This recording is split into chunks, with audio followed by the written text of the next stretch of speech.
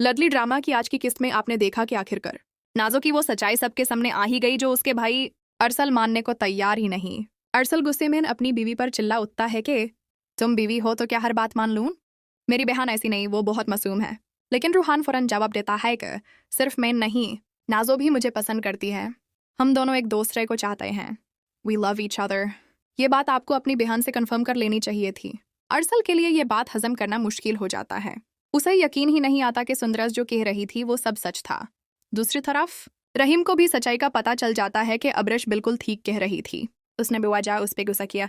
अब जब रूहान और नाजो का रिश्ता फाइनलाइज ही होता है तो इसहक साहब और सुबहादत बेगम दोनों मान जाते हैं।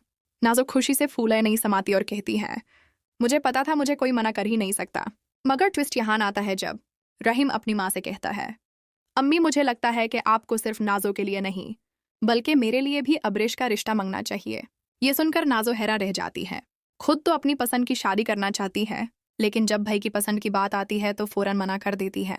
वो अपनी माँ के कान भरती है कि अम्मी यह तो बढ़ता सत्ता हो जाएगा, ऐसी शादियां कभी कामयाब नहीं होती। रहीम को समझाइए ये रिश्ता मुमकिन ही नहीं। सुबहादत बेगम दोनों तरफ से परेशान हो जाती हैं। एक तरफ बेटी की खुशी और दूसरी तरफ बेटे की जीद। नाजो की चालों की वजह से अब्रेश से नफरत में इजाफा होता जा रहा है।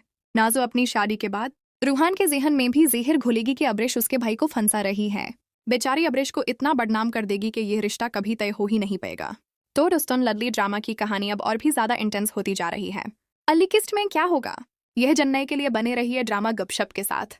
अगर वीडियो पसंद आए तो लाइक, शेयर और सब्सक्राइब करना ना भूलिए।